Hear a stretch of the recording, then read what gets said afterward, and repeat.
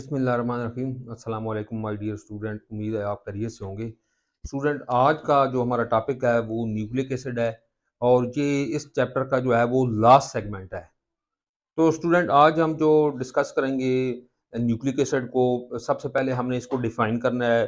फिर हमने ये देखना है कि ये न्यूक्लिक एसिड को जो है ये न्यूक्लिक एसिड क्यों कहते हैं। ठीक है, इसके नेम को हमने डिस्कस करना है। फिर इसके बाद स्टूडेंट हमने जो न्यूक्लिक एसिड की कंपोजिशन है उसको डिस्कस करना है कि न्यूक्लिक एसिड जो है वो न्यूक्लियोटाइड से मिलकर बना होता है, और फिर न्यूक्लियोटाइड आगे तीन चीज़ों से, पेंटोज शुगर, नाइट्रोजीनस बेस और फास्फेट ग्रुप से मिलकर बना होता है। ठीक है, और फिर हमने इसकी जो दो टाइप्स हैं न्यूक्लिक एसिड की, DNA deoxy ribo nucleic acid और राइबो न्यूक्लिक एसिड, उनको हमने डिस्कस करना है और उनकी अकरेंस को हमने देखना है कि ये कहाँ कहाँ पाए जाते हैं। फिर इसके बाद स्टूडेंट हमने एक टिपिकली जो न्यूक्लियोटाइड है उसकी स्ट्रक्चर को भी हमने ड्रा करना है। और फिर स्टूडेंट लास्ट में हमने ये भी देखना है कि न्यूक्लियोसाइड और न्यूक्लियोटाइड में क्या फ़र्क होता है। हमने ये भी देखना है कि जो नाइट्रोजनस बेस है स्टूडेंट, प्यूरीन और प्रीमिडीन, उनमें क्या फ़र्क है। तो ये वेरी इंपॉर्टेंट लेक्चर है और इस सारे लेक्चर को आज हम इंशाल्लाह अच्छे तरीके से डिस्कस करेंगे। तो स्टार्ट करते हैं स्टूडेंट। न्यूक्लिक एसिड, पहले सबसे पहले इसकी डेफिनेशन करनी है कि nucleic acid are polymers of unit called nucleotide. Nucleic acid जो है ये किससे मिलकर स्टूडेंट बने होते हैं? न्यूक्लियोटाइड से मिलकर बने होते हैं। फिर इसकी स्टूडेंट हेडिंग है डिस्कवरी ऑफ न्यूक्लिक एसिड। तो ये फ्रेडरिक मिस्टर, एफ से मुराद है फ्रेडरिक मिस्टर, ये एक साइंटिस्ट थे। Isolated the nucleic acid from the nucleus of the pus cell. इसने ये न्यूक्लियस से सेपरेट किया था स्टूडेंट। और पस सेल स्टूडेंट कौन से होते हैं? ये याद रखना है स्टूडेंट आपने। Dead dead white blood cell होते हैं। क्या होते हैं student? Dead white blood cell होते हैं। ये कौन से? पस सेल, व्हाइट कलर की, इन 1870। ठीक है, तो ये इसने फ्रेडरिक मिस्टर ने इसने न्यूक्लिक एसिड को न्यूक्लियस के किससे, पस के सेल का जो न्यूक्लियस था उससे इसने सेपरेट किया। तो फिर इसके बाद हम ये देखते हैं कि why it is called nucleic acid name, कि ये जो नेम है न्यूक्लिक एसिड ये इसका क्यों दिया गया, इसको न्यूक्लिक एसिड ही क्यों कहते हैं। उसकी दो रीजन है स्टूडेंट। कितनी रीजन है? Due to their isolation from the nuclei, कि एक तो क्योंकि इसको न्यूक्लियस से अलग किया गया है, इसलिए ये पहला नाम जो है ना न्यूक्लिक एसिड, दो नेम है न्यूक्लिक एसिड। तो पहला नेम क्या है स्टूडेंट? क्योंकि इसको न्यूक्लियस से सेपरेट किया गया था इसलिए क्या क्या कह दिया गया? Nucleic acid. इसको स्टूडेंट क्यों कहते हैं? They were name due to their acidic nature. जब इसकी प्रॉपर्टीज को चेक किया गया तो इसकी जो प्रॉपर्टीज थी वो एसिडिक थी, तो फिर इसका नाम दे दिया गया nucleic acid. Types of nucleic acid, nucleic acid are of two type, deoxyribo nucleic acid जिसको हम डीएनए कहते हैं, और राइबो न्यूक्लिक एसिड जिसको हम आरएनए कहते हैं। तो ये स्टूडेंट एक शॉर्ट क्वेश्चन आ सकता है कि इनकी जो डिफरेंस है अक्रेंस के लिहाज से। ठीक है, वैसे तो इसकी जो डिफरेंस है डीएनए का और आरएनए का और भी डिफरेंस होते हैं, आगे जाके हम इंशाल्लाह डिस्कस करेंगे।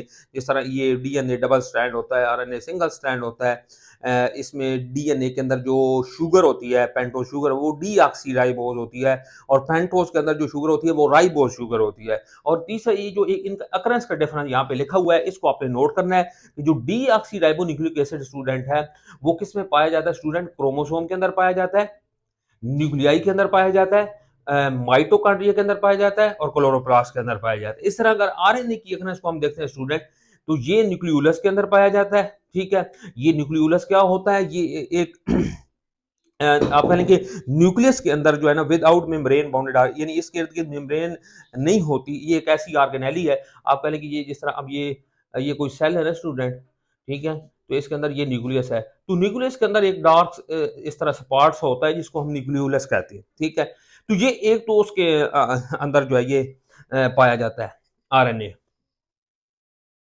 और इसके बाद ये राइबोसोम, राइबोसोम दो चीजों से ही मिलकर बना होता है, या तो आरएनए से मिलकर बना होता है स्टूडेंट, या फिर किससे मिलकर बना होता है? प्रोटीन से मिलकर बना होता है।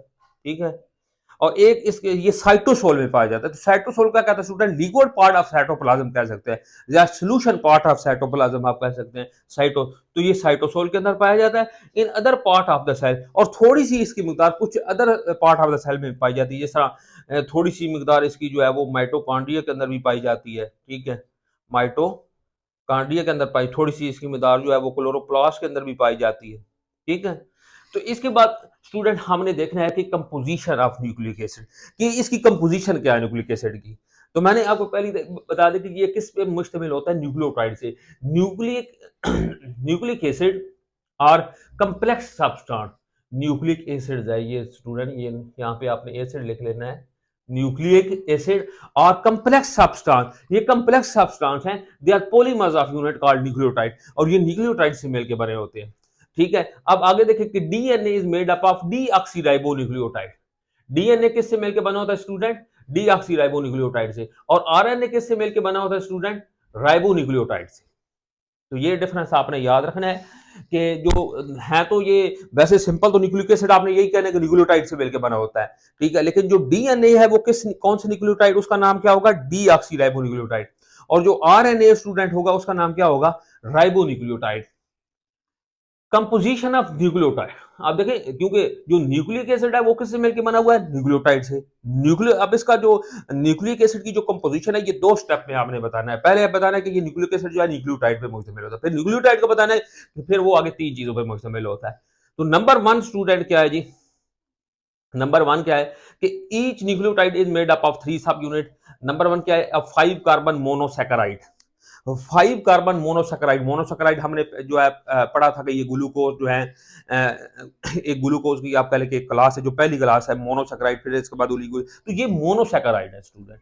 पेंटोज शुगर, यानी ये 5 कार्बन शुगर है। हम इसको यहाँ पे ड्रा करके देख लेते हैं 5 कार्बन शुगर को, पेंटोज शुगर को। तो ये इस तरीके से आपने 5 कार्बन रिंग हमने ड्रा भी की थी, शायद आपको याद हो, ऐसे इस तरीके से। यहाँ पे आपने ऑक्सीजन लगानी है, यहाँ पे कार्बन है, यहाँ पे कार्बन है, यहाँ पे भी कार्बन है, यहाँ पे भी कार्बन है, और एक कार्बन आउट ऑफ रिंग है। ठीक है, तो इस तरीके से हमने इसके साथ जो है वो हाइड्रोक्सल ग्रुप भी स्टूडेंट लगाए थे। आपको याद हो कि ये कार्बन नंबर 1 है, इसका जो है ये हाइड्रोक्सल ग्रुप जो है यहाँ पे इसका लगना है, इसका ऊपर लगाना है हाइड्रोक्सल ग्रुप स्टूडेंट। ये जो 2 है कार्बन नंबर, इसका हाइड्रोक्सल ग्रुप जो है वो नीचे लगाना है आपने, इसका भी नीचे लगाना है हाइड्रोक्सल ग्रुप। ठीक है ना स्टूडेंट, और कार्बन नंबर 4 के साथ लगाना नहीं है, और कार्बन नंबर 5 का भी इस तरीके से ऊपर लगा दिए यहाँ पे, ये ले। तो ये स्टूडेंट, ये आप कह लें कि ये क्या है स्टूडेंट? ये पेंटोज शुगर है। अब इसके साथ हाइड्रोजन भी लगाने हैं, ठीक है, तो यहाँ पे एक हाइड्रोजन लगेगा स्टूडेंट, ठीक है, और यहाँ पे कितने हाइड्रोजन लगेंगे? इसकी 3 बॉन्ड हो चुके हैं, 1 2 और 3, और एक हाइड्रोजन यहाँ पे स्टूडेंट लगेगा, एक हाइड्रोजन इसका यहाँ पे लगेगा स्टूडेंट, ठीक है ना, और इसके साथ कितने हाइड्रोजन लगेंगे स्टूडेंट? 2 हाइड्रोजन इसके साथ लग जाएंगे, ये ले जी। तो ये पेंटोज शुगर, ये हमने एक ड्रा किया है, ठीक है। तो ये 5 कार्बन शुगर है स्टूडेंट, इस तरीके से आपको नजर आए, इसमें 5 कार्बन रिंग है, जो 4 कार्बन है वो रिंग के अंदर है, एक जो कार्बन है वो रिंग के बाहर है। इसके पास हाइड्रोक्सल ग्रुप जो है 1 और 4 का जो है वो ऊपर लगना है, लेकिन 4 के साथ तो लगाना नहीं है, इसलिए 4 के साथ 1 का ऊपर लगेगा, 2 का नीचे लगेगा, 3 का नीचे, और इस तरह कार्बन नंबर 5 जो आउट ऑफ रिंग है उसके साथ भी एक हाइड्रोक्सल ग्रुप लगेगा। तो ये स्टूडेंट पेंटोज शुगर है, ये क्या है? Pentose sugar. अब ये देखें, क्योंकि इसमें कहा गया है स्टूडेंट कि DNA is made up of deoxyribonucleotide और RNA is made up of ribonucleotide. तो डीएनए के अंदर तो बिल्कुल इसी तरीके से अब सॉरी आरएनए के अंदर तो ये बिल्कुल इसी तरीके से पेंटोज शुगर होगी, लेकिन डीएनए के अंदर जो है इसकी एक ऑक्सीजन कम होगी, और ये कार्बन नंबर 2 पे जो है एक ऑक्सीजन इसकी क्या होती है स्टूडेंट? कम होती है। ये इसकी एक ऑक्सीजन कम होगी, यहाँ पे ये वाली ऑक्सीजन, ये किस के अंदर नहीं होगी? डीएनए के अंदर, जैसे डीऑक्सीराइबोन्यूक्लिक एसिड कहते हैं, लेकिन यहाँ पे आप लगा लेते हैं ये, आप समझे कि ये राइबोज की पेंटोज शुगर है। अब इसका जो है स्टूडेंट, अगर हम मॉलिक्यूलर फार्मूला देखें स्टूडेंट, मॉलिक्यूलर फार्मूला, तो मॉलिक्यूलर फार्मूला इसका क्या है? हम ये इस तरीके से लिखते हैं ना, ये जो, क्योंकि ये मोनोसैकेराइड है, तो मोनोसैकेराइड का हमने जो जनरल फार्मूला स्टूडेंट ड्रा किया था, शायद आपको याद हो, यहाँ पे देख रहे हैं स्टूडेंट, हमने क्या ड्रा किया था? CH2ON, ठीक है। तो n, अगर यहाँ पे n की जो वैल्यू है वो 5 है, क्या वैल्यू है स्टूडेंट? 5। तो इसका फार्मूला स्टूडेंट क्या बनेगा? C5 क्या बनेगा स्टूडेंट? C5H10O5। तो ये इसका किसका स्टूडेंट मॉलिक्यूलर फार्मूला बनेगा? राइबोज का। किसका जी? राइबोज का ये मॉलिक्यूलर फार्मूला है। अच्छा, अब डीऑक्सीराइबोज का जिस तरह मैंने आपको बताया था कि एक ऑक्सीजन कम होगी, डीऑक्सीराइबोज को क्या बताया था कि कार्बन नंबर 2 पे जो है उसकी एक ऑक्सीजन जो है वो कम होनी है, तो फिर उसका जो है मॉलिक्यूलर फार्मूला क्या बनेगा? यानी ये तो फार्मूला किसका बना है स्टूडेंट, किसका बना है, जिसको हम कहते हैं राइबोज शुगर। क्या स्टूडेंट कहते हैं इसको? Ribose sugar. और यहां पे अगर एक ऑक्सीजन कम कर दें, क्या कर दें स्टूडेंट, जिस तरह मैंने कहा एक ऑक्सीजन कम कर दें, यहाँ पे ये ऑक्सीजन मैंने एक कम कर दिया, तो फिर इसका मालिक्यूल ये अब बन गई है डीऑक्सीराइबोज। तो इसका मालिक्यूलर फार्मूला क्या बनेगा स्टूडेंट? H10O4। ये किसका फार्मूला बनेगा? Deoxy ribose. ये क्या बन जाएगा स्टूडेंट? Deoxy ribose. तो अगर इस तरीके से अगर ये क्वेश्चन आ जाए स्टूडेंट कि जो अपना राइबोस शुगर है और डीऑक्सी राइबोस शुगर है, तो इसमें क्या फर्क है? तो एक तो आप ये स्ट्रक्चर इस तरीके से ड्रा कर सकते हैं। मैंने कहा कार्बन नंबर 2 पे एक ऑक्सीजन आपने कम कर देनी है, किसके अंदर? डीऑक्सी। तो एक तो इनका ये रिंग स्ट्रक्चर जो है वो मुख्तलिफ हो जाएगा, ठीक है। दूसरा इनका मॉलिक्यूलर फार्मूला भी आप लिख सकते हैं कि इसका मॉलिक्यूलर फार्मूला राइबोस का क्या बनेगा? C5H10O5। और इसका मॉलिक्यूलर फार्मूला स्टूडेंट क्या बनेगा? C5H10O4। तो ये दो डिफरेंट स्टूडेंट बन जाते हैं किसके अंदर? पेंटोज शुगर के अंदर, राइबोज और डीऑक्सी राइबोज के अंदर।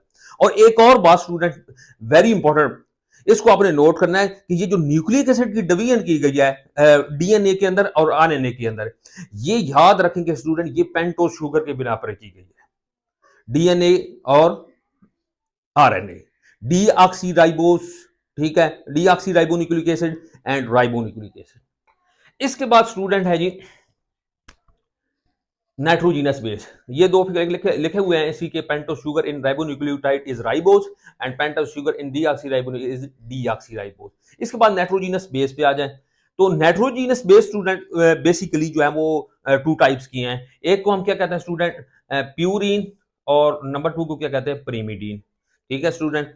तो इसके अंदर आपने याद रखना है, इसके अंदर जो है ये जो इसकी बेसिक टू टाइप्स हैं इनके अंदर डिफरेंस आ जाता है कि प्यूरिन और प्रीमिडीन में बेसिक क्या फर्क है। तो इसमें क्या लिख सकते हैं स्टूडेंट?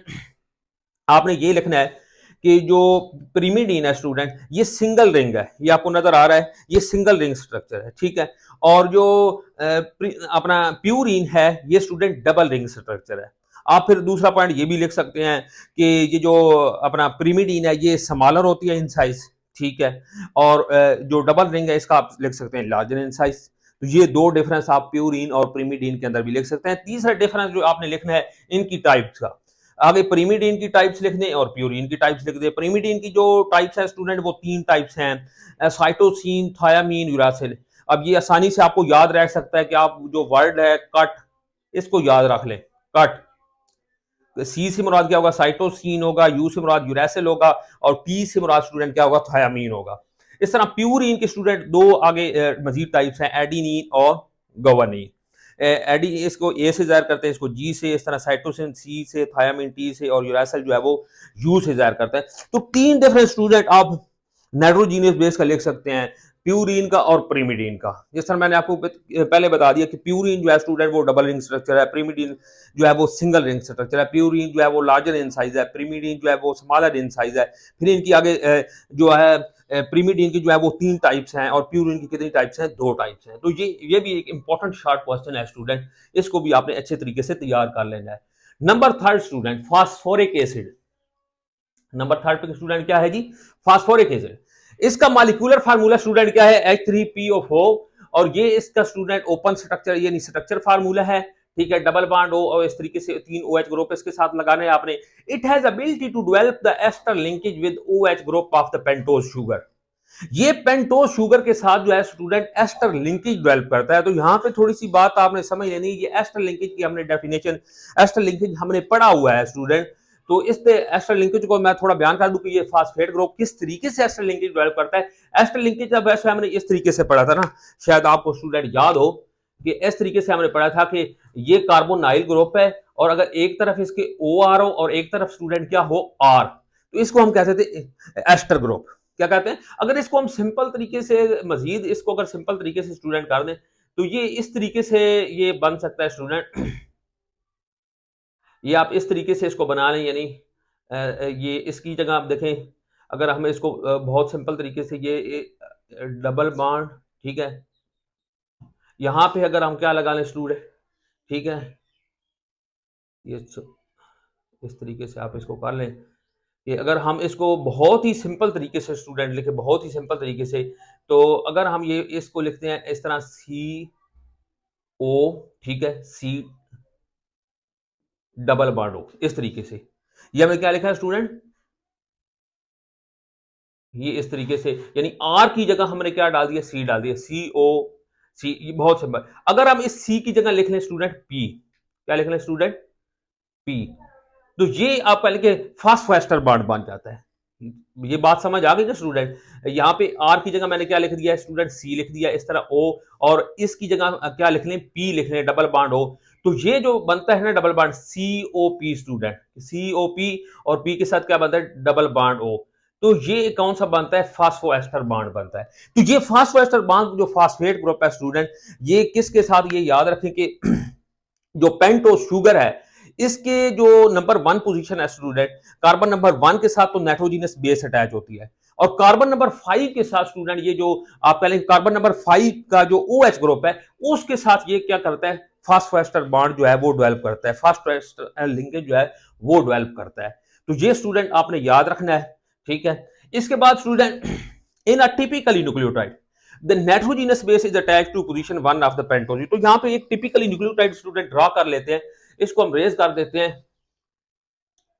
ये एक टिपिकली न्यूक्लियोटाइड जो है ना स्टूडेंट, वो हम ड्रा कर लेते हैं। ये आपने अच्छे तरीके से समझ लेना है। पहले हमने बिल्कुल वही पेंटोज शुगर स्टूडेंट ड्रा करनी है। 5 कार्नर रिंग होती है, आपको पता है स्टूडेंट, कितने कार्नर रिंग होती है स्टूडेंट, 5 कार्नर रिंग होती है पेंटोज शुगर। ऐसे स्टूडेंट यहाँ पे क्या होगी, ऑक्सीजन होगी स्टूडेंट, यहाँ पे क्या होगी, ये कार्बन नंबर 1 है, ये स्टूडेंट क्या है, कार्बन नंबर 2 है, ये कार्बन नंबर 3 है, ये कार्बन नंबर 4 है, और ये क्या है, कार्बन नंबर 5। तो जहां पे कार्बन नंबर 1 जो है ना स्टूडेंट, ये अगर कार्बन नंबर 1 है, ये 2 है, ये 3 है, ये क्या है 4, और ये क्या है 5, ठीक है। अब इसके साथ OH ग्रुप भी लगे हुए हैं स्टूडेंट, तो ये कार्बन नंबर 1 के साथ भी OH ग्रुप लगा हुआ है इस तरीके से, ठीक है। ये इसके साथ एक हाइड्रोजन लग जाएगा, इसका जो है वो नीचे लगाना है OH ग्रुप, ठीक है, एक हाइड्रोजन लग जाएगा, इसका ये OH नीचे लगेगा, ये H लग गया। इसके कार्बन नंबर 4 के साथ OH ग्रुप लगना नहीं है, तो एक इसके साथ भी OH ग्रुप लग जाएगा, दो इसके साथ हाइड्रोजन लग जाएंगे। तो कार्बन नंबर 1 के साथ स्टूडेंट क्या है, नाइट्रोजीनस बेस ने अटैच होना है, नाइट्रोजीनस बेस, ये कार्बन नंबर 1 पे अटैच होगी। और कार्बन नंबर 5 के साथ स्टूडेंट क्या अटैच होगी, कार्बन नंबर 5 के साथ स्टूडेंट क्या अटैच होगा, फास्फेट ग्रुप। अब ये देख लेंगे, ये स्टूडेंट फास्फेट ग्रुप बिल्कुल इस तरीके से, ये डबल बॉन्ड O है स्टूडेंट, ये इसके साथ OH ग्रुप लगा हुआ है, ठीक है, ये इसके साथ OH ग्रुप लगा हुआ है ऐसे, ठीक है, और एक ये OH ग्रुप है। ये बात समझ आ गई। तो अब यहां पे क्या होगा स्टूडेंट, ये जो पेंटोज शुगर का OH है, कार्बन नंबर 5 वाला, ये इसका OH, और फास्फोरस का कौन सा स्टूडेंट, H, क्योंकि ये एसिड है इसका H। तो ये एक इस तरीके से इनके दरमियान बॉन्ड डेवलप हो जाएगा। ये कार्बन नंबर 5 के साथ इसने फास्फोडाइएस्टर, जिस तरह मैंने आपको बताया था COP, ये आप देख सकते हैं COP डबल बॉन्ड हो, जिस तरीके से मैंने आपको पहले समझाया था कि ये एस्टर लिंकेज अगर उसकी जगह P लिख दें तो वो फास्फोएस्टर बॉन्ड बनता है। तो ये आपको नजर आ रहा है स्टूडेंट, COP डबल बॉन्ड हो। तो ये इस तरीके से, ये एक टिपिकल न्यूक्लियोटाइड है कि कोई भी पेंटोज शुगर स्टूडेंट, उसकी कार्बन नंबर 1 के साथ जो है ना वो नाइट्रोजनस बेस अटैच होगी, और कार्बन नंबर 5 के साथ जो है वो फास्फोरिक एसिड जो है वो अटैच होगा। तो इसके बाद आप देखिए, ये लिखा हुआ है ना, typical nucleotide the nitrogenous base is attached to position 1 of the pentose sugar while phosphoric acid is attached at position 5 of pentose sugar. तो ये इसके साथ जो है इसकी पोजीशन 5 के साथ अटैच हो जाता है। इसके बाद स्टूडेंट हमने बताना है difference between nucleotide and nucleoside and nucleotide. तो ये बात आपने याद रखनी है स्टूडेंट कि अभी आप ये समझिए कि ये जो फास्फोरिक एसिड है, ये अभी इसके साथ अटैच नहीं है, ये अभी इसके साथ अटैच स्टूडेंट नहीं है, इसके साथ अटैच, ये अलग है फास्फोरिक एसिड। तो अभी इसके साथ स्टूडेंट क्या चीज अटैच है, ठीक है, यहां पे भी बिल्कुल OH ग्रुप इसका लिख लेते हैं, इसके साथ ये OH ग्रुप मौजूद है। अभी तक इसके साथ नाइट्रोजनस बेस अटैच है। तो अगर पेंटोज शुगर के साथ सिर्फ जो है स्टूडेंट वो नाइट्रोजनस बेस अटैच होती है, अगर पेंटोज शुगर के साथ स्टूडेंट क्या होती है, सिर्फ नाइट्रोजनस बेस, तो ये न्यूक्लियोसाइड कहलाता है। ये स्टूडेंट क्या कहलाता है, न्यूक्लियोसाइड। और इसके साथ जब फास्फोरिक एसिड जो अटैच हो जाएगा कार्बन नंबर 5, तो फिर ये न्यूक्लियोटाइड बन जाएगा।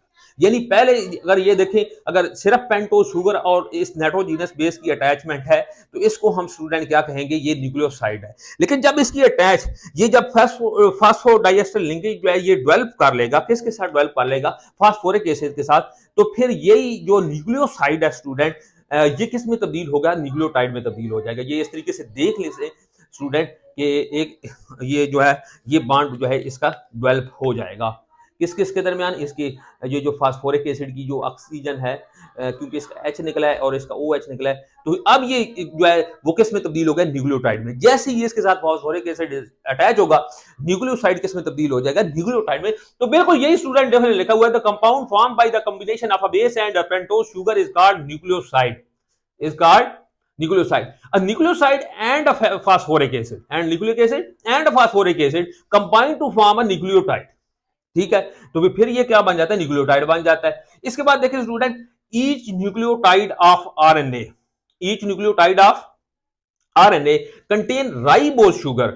ये बात मैं पहले भी बता चुका हूं कि जो आरएनए का जो स्टूडेंट न्यूक्लियोटाइड है वो किस पे मुश्तमिल है स्टूडेंट, वो किस पे मुश्तमिल है, राइबो शुगर पे। किस पे, जिस तरह मैंने आपको पहले बताया था कि अगर आप राइबो न्यूक्लियोटाइड स्टूडेंट, अगर राइबो न्यूक्लियोटाइड और डीऑक्सी राइबो न्यूक्लियोटाइड में फर्क पूछ लिया जाए, ये आपने नोट कर लेना, दोबारा नोट कर लें इसको, डीऑक्सी राइबो न्यूक्लियोटाइड और राइबो न्यूक्लियोटाइड में, तो उसमें यही बताना है कि एक तो उसकी जो आप कह लें कि रिंग स्ट्रक्चर आप लिख सकते हैं, तो जो कार्बन नंबर 2 होता है स्टूडेंट, कार्बन नंबर 2, उस पे एक ऑक्सीजन शॉर्ट कर दें, तो जो राइबोज शुगर है, पेंटोस शुगर है, वो किस में तब्दील हो जाएगी, डीऑक्सी राइबोज में। एक ऑक्सीजन उसमें क्या हो जाएगी, कम हो जाएगी। और एक मैंने आपको उसका डिफरेंस बताया था मॉलिक्यूलर फार्मूला का, कि एक ऑक्सीजन उसमें शॉर्ट होती है किसके अंदर, डीऑक्सी राइबोज के अंदर। तो each nucleotide of RNA contain ribose sugar in each nucleotide of DNA is deoxyribose. One oxygen removed from the OH group at carbon number 2 in pentose sugar.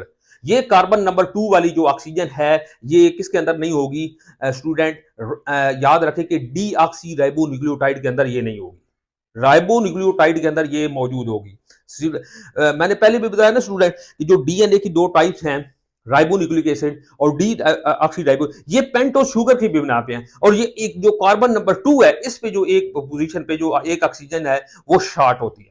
एक और भी बात स्टूडेंट आपने याद रखनी है, ये हम वैसे नेक्स्ट टेबल में जी डिस्कस कर लेंगे, कि ये जो सिर्फ अगर नाइट्रोजनस बेस होती है ना, तो इसकी एक किस्म है, ठीक है, तो जिस तरह ये लिखा हुआ है एडिनिन, तो इसको तो हम एडिनिन पढ़ेंगे, लेकिन जैसे ही ये जो नाइट्रोजीनस बेस स्टूडेंट है ये पेंटोस शुगर के साथ अटैच हो जाएगी, ठीक है, न्यूक्लियोसाइड बन जाएगा, तो उसको फिर हम एडिनोसिन पढ़ते हैं। क्या पढ़ते हैं, एडिनोसिन।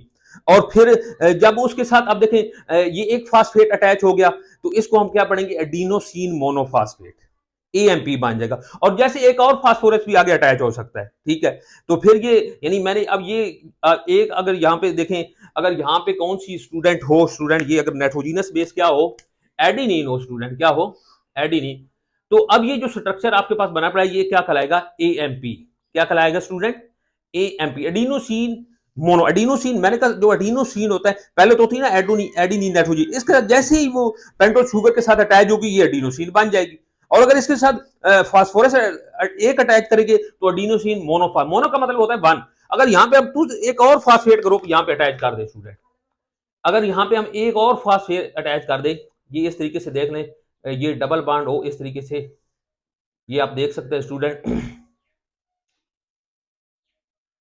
ये अगर हम इसके साथ एक और जो है वो क्या कर दें, फास्फोरिक अटैच कर दें, तो ये आप देखें यहाँ पे इसके साथ भी OH ग्रुप है, ठीक है, तो इसका OH यहाँ पे जो है वो निकल जाएगा और इसका जो है वो H निकल जाएगा और ये एक बॉन्ड डेवलप हो जाएगा इस तरीके से। तो ये अब ये देखिए स्टूडेंट, अब ये क्या बन गया, ADP। अब ये क्या बन गया स्टूडेंट, एडिनोसिन डाइफॉस्फेट। इस तरीके से ये बिल्कुल इस तरह के ये जो तीसरा फास्फेट ग्रुप है वो भी यहाँ पे अटैच हो सकता है इस तरीके से, तीसरा फास्फेट ग्रुप भी यहाँ पे अटैच हो सकता है। ये इस तरीके से आप देख सकते हैं, इसका ये हाइड्रोजन निकल जाएगा, इसका हाइड्रोक्सिल ग्रुप। तो अब ये क्या बन गया स्टूडेंट, ATP, एडिनोसिन ट्राइफॉस्फेट। तो इस तरीके से स्टूडेंट हमने क्या कौन सी स्ट्रक्चर पढ़ी, AMP, adenosine monophosphate, adenosine diphosphate और एडिनोसिन ट्राइफॉस्फेट। तो स्टूडेंट यहाँ पे हम लेक्चर को खत्म करते हैं। आज के लिए इतना ही, इंशाल्लाह मिलेंगे हम नेक्स्ट लेक्चर में। अल्लाह हाफिज।